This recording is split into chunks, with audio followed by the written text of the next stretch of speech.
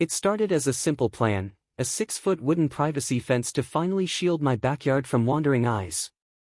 I never imagined that this small, practical change could spiral into a full-blown HOA nightmare. The notice arrived one morning, crisp in its intimidation, a $2,000 fine looming over a deadline just a few days away. Could a simple backyard fence cost me everything this week? I stared at the letter, heart racing, thinking about all the neighbors who might now side with the board or, worse, Karen from the corner house, who seemed to enjoy enforcing rules like a personal vendetta. I quickly realized this wasn't just about a fence. The HOA's email cited height violations and referenced CCR Section 6.2, which mentioned fence limits in ways I hadn't fully considered. Their tone implied they expected immediate compliance, but I refused to let a single bylaw crush weeks of planning and expense. I grabbed the envelope, photographed every page, and made a mental note: every interaction from now on would be documented. This wasn't just petty annoyance, it was the start of a battle. The Cul De Sac had always been quiet, a tight-knit stretch where everyone knew everyone.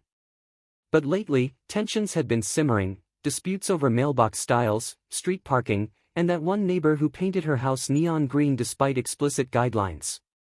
My fence, though modest, suddenly felt like the spark in a powder keg. Every day brought glances from neighbors, whispered remarks about my rule-breaking, and small jabs from Karen, known for her relentless vigilance over every HOA regulation. My initial excitement about privacy turned quickly into anxiety. I started digging through past board meeting minutes and discovered a pattern. Every complaint seemed to feed into Karen's personal scorekeeping: lawns, holiday decorations, fences. Nothing escaped her scrutiny. One excerpt in particular caught my eye. A board agenda excerpt from February mentioned enforcing all fence height rules, without exception. I realized that this was more than bureaucracy, it was power play disguised as policy. Still, I wasn't ready to give in. I sketched out a plan: document every step, communicate cautiously, and look for any loopholes in the HOA documents. My fence posts were freshly set, wood carefully sanded and stained, standing proudly while the threat of $2,000 loomed like a storm cloud. The tension was tangible. Every hammer strike echoed in my mind as I pictured the notice of fine arriving at my door any day. Then came the first confrontation. I was watering my flower beds when Karen appeared at the edge of the driveway, clipboard in hand. Her eyes scanned every inch of my property, lingering on the fence as if it had personally offended her.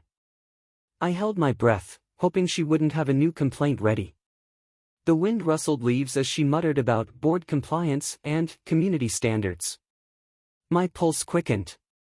It wasn't personal, or maybe it was, and suddenly, I realized that this small fence had become a symbol of defiance, a stage for a conflict I hadn't fully anticipated. I took photos of the fence, close-ups of post heights, and angles from the street. Evidence would be key. I even drafted a polite but firm email to the HOA, asking for clarification and citing my measurements. I knew Karen would intercept or review anything board-related, so I chose my words carefully, hinting at knowledge of the rules without revealing my strategy. It felt like chess, each move calculated, each glance around the Cul De Sac a reminder that my neighbors were watching too. The days crawled by. A notice arrived in the mailbox, final notice dated May 12, warning that fines would begin accruing after Friday. Panic mixed with defiance. I scanned the letter for loopholes, phrasing, deadlines, authority references, and realized one small but critical clause: the board could not issue fines without documented inspection within a 7-day period. A spark of hope. Could this technicality save me? Could a single oversight from Karen and the board mean I wouldn't have to pay $2,000? I double-checked my measurements. Every post was 6 feet tall, as per my calculations. The fence panels were uniform, the stain neutral, nothing garish to attract extra scrutiny. But Karen thrived on overreach. Even the most minor deviation might trigger her next complaint. And yet, this tiny victory felt like leverage. I could see it in my mind, a slow, satisfying unraveling of the board's overbearing tactics, if only I played my cards right. I reached out to a neighbor who had dealt with the board before. They warned me, quietly and earnestly, that Karen would escalate immediately if given the slightest chance. They shared their own HOA revenge story, a petty but satisfying tale of exposing overreach while staying within the rules. It made me realize that I could not act impulsively. This was about precision, timing, and strategic patience. Hook.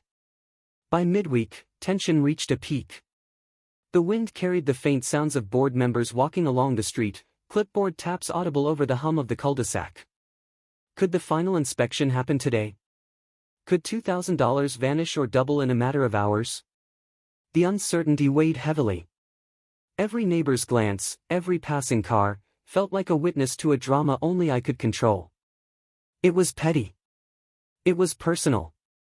And it was just getting started. I spent that evening reviewing every HOA communication I'd ever received.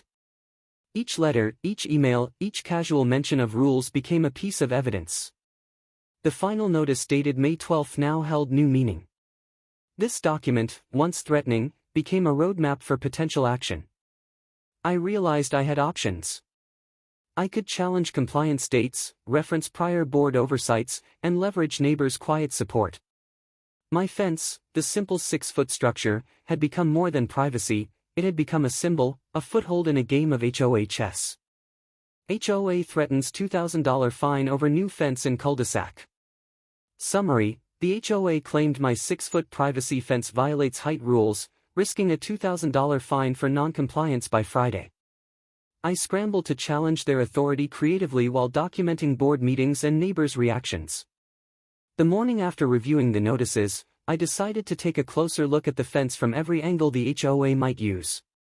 Sunlight slanted across the panels, highlighting even minor unevenness in the stain. Every shadow and reflection became part of my strategy, evidence that my fence, though taller than some interpretations, was well within acceptable design standards. I emailed the HOA, attaching carefully labeled photos, politely asking if an official inspection had been scheduled, noting that I had not received confirmation. The air carried a crisp tension, the type you feel just before a confrontation. Karen wasted no time. She appeared again mid-afternoon, inspecting the fence as if it were a crime scene. I kept my distance, jotting mental notes of her expressions and gestures. Every clipboard tap and measured glance felt calculated, almost ritualistic. I could tell this wasn't casual oversight, it was a power move. My patience would be tested, and I had to make sure every step was documented. A neighbor passing by whispered that Karen always enjoyed watching the homeowner squirm, and I realized the social stakes were just as high as the financial ones. I started researching local ordinances, digging for every nuance that could challenge the board's claim. While the HOA focused on CCR Section 6.2, there were municipal codes that described allowable fence heights differently, particularly when measured from specific grade points.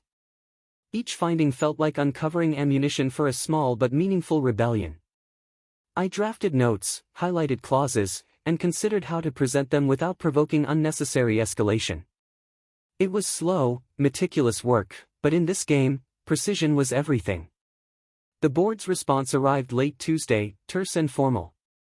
They reiterated the $2,000 fine, stating the fence exceeded the approved 6-foot height.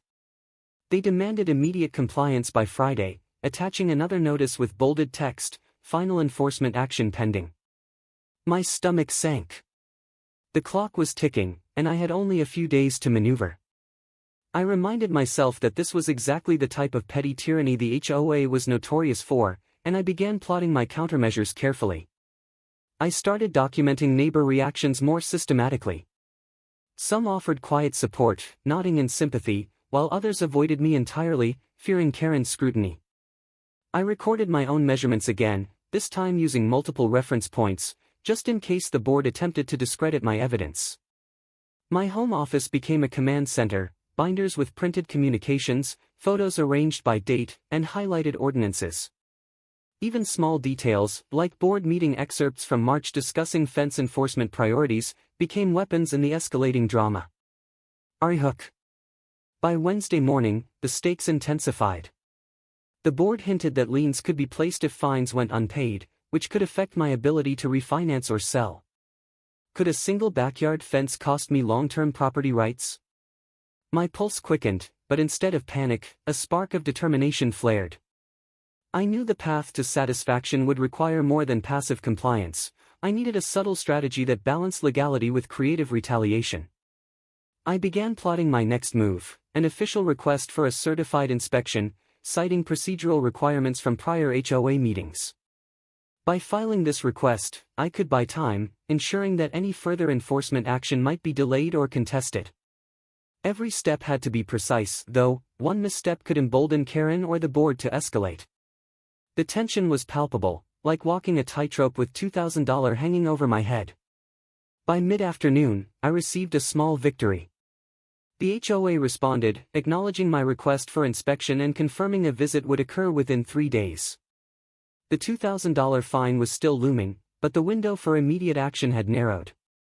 It felt like momentum shifting slightly in my favor, the first tangible sign that careful documentation and patience could turn the tide. I reviewed my notes, double-checked all photos, and prepared for what I knew would be a detailed, almost ceremonial inspection. Chapter 18:00. Thursday arrived, and the inspector came unannounced, clipboard in hand, measuring posts, angles, and height levels. Karen lingered nearby, muttering about community standards and aesthetics. I remained calm, letting the inspector perform the measurements while I recorded everything on my phone. Each precise tap of the measuring tool felt like an audition for justice, each note jotted down a small victory in HOA revenge story logic. I could feel my pulse in the silence, the tension thick as the wind rustled the nearby trees. The inspector finished, quietly noting minor discrepancies but not flagging any violations exceeding municipal or HOA codes. I knew this report would be critical, the first concrete piece of evidence showing the board had overstepped. Karen's expression tightened. She knew she had less control than she expected. It was subtle but satisfying, a quiet acknowledgement that the rules weren't always on her side. Recap at 24:00. So far, the HOA threatened a $2,000 fine, issued multiple notices, and brought Karen into full enforcement mode. My documentation, neighbor observations, and municipal ordinance references provided a solid foundation to challenge their claims while subtly turning social perception against the board. The inspector's report became a turning point. While minor adjustments were suggested, no immediate fines were enforced. I realized that patience, evidence, and strategic compliance could create leverage. I also began gathering signatures for a small petition questioning the board's consistency, a move that could expose Karen's overreach to the community. Each careful step added momentum, transforming fear into tactical advantage. By Friday morning, the air felt charged. I reviewed my binder of evidence once more, the final notice dated May 12, photos from multiple angles, board communications, and references to municipal code. Every detail mattered. I sensed that the coming weekend would either cement a small victory or test my strategy in unexpected ways. The $2,000 fine hung over the fence like a storm cloud, but I was ready to navigate it, and perhaps turn it into a story worth remembering. I started plotting my next moves, including subtle public exposure of board inconsistencies. Signs of community support began to emerge, neighbors cautiously nodding in approval when they noticed my calm, methodical approach. I also drafted a detailed letter to the HOA, citing inspection findings and requesting formal clarification on enforcement policies. This move would either push the board to reconsider or, at least, document their rigidity for future leverage. The tension in the Cul De Sac was palpable, and Karen's posture grew increasingly rigid as she realized the homeowner was no longer intimidated. Hook. Could these careful maneuvers finally flip the balance in my favor before the weekend? The possibility of turning a $2,000 threat into leverage for compliance and social satisfaction kept my pulse racing. Every neighbor glance, every board email, became a tactical puzzle piece in a game that had grown far beyond a simple fence. The weekend began with careful observation. I walked the perimeter of the fence multiple times, taking detailed notes of angles, shadows, and sightlines from neighboring homes. Each photo and measurement became evidence in what had evolved into a calculated HOA versus homeowner standoff. I also discovered minor discrepancies in the board's prior inspection dates, evidence that could be leveraged to question their procedural rigor. Patience, I realized, was my ally. I prepared a strategic plan to escalate without breaking rules. First, I would request an official hearing to present my evidence.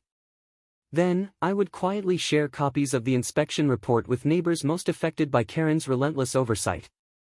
This subtle pressure could shift social opinion, creating a small but meaningful check on her authority. It was petty, yes, but satisfying, a careful balance between compliance and resistance. The hearing day arrived. I presented my case calmly, showing photos, measurements, and municipal code references. The board seemed caught off guard by the thoroughness of my preparation. Karen's glances, sharp and calculating, betrayed frustration as I walked through the timeline, installation, inspection request, and documented procedural inconsistencies.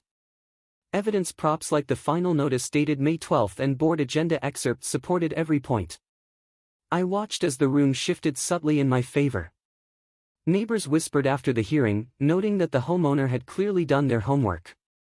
I realized the social dimension was as powerful as the formal one. Each step in this HOA revenge story reinforced the principle that knowledge and preparation could neutralize petty power plays. My confidence grew, and the $2,000 fine that had loomed like a dark cloud suddenly seemed negotiable. Hook. By midweek, the board had to respond formally. Would they stick to the fine, or would careful strategy and evidence force a reconsideration? The suspense was palpable, the tension in the Cul De Sac nearly tangible. Every email notification from the HOA felt like a heartbeat in this drawn-out battle. The board's formal response finally arrived. They acknowledged the procedural oversight and deferred any fine pending a follow-up review. I allowed myself a quiet moment of satisfaction.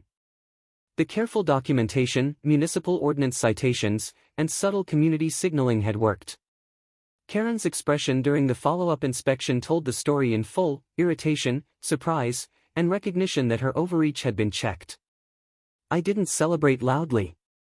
Instead, I took a step back and reflected on the subtle victories, the validation of careful planning, the quiet satisfaction of seeing petty authority neutralized, and the realization that patience could create leverage in seemingly impossible HOA conflicts. The fence now stood not just as a barrier from wandering eyes, but as a symbol of measured resistance and strategic victory. The aftermath included minor adjustments to the fence to fully comply, but the $2,000 fine was never enforced.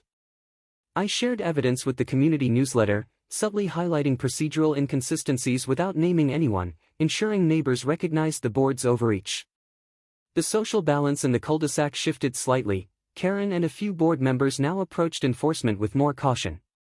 The satisfaction wasn't in retaliation for its own sake, but in seeing reason prevail through preparation, documentation, and strategic patience. Looking back, the experience reshaped my understanding of community dynamics. Petty rules and overzealous neighbors can escalate quickly, but knowledge, methodical documentation, and careful social navigation can create leverage even in tight, overregulated spaces. The $2,000 fine threat faded, replaced by a sense of quiet empowerment. I had transformed an HOA nightmare into a measured, satisfying story of standing my ground. CTA. Tell me your HOA horror in one line. I want to hear how neighbors from hell tested your patience.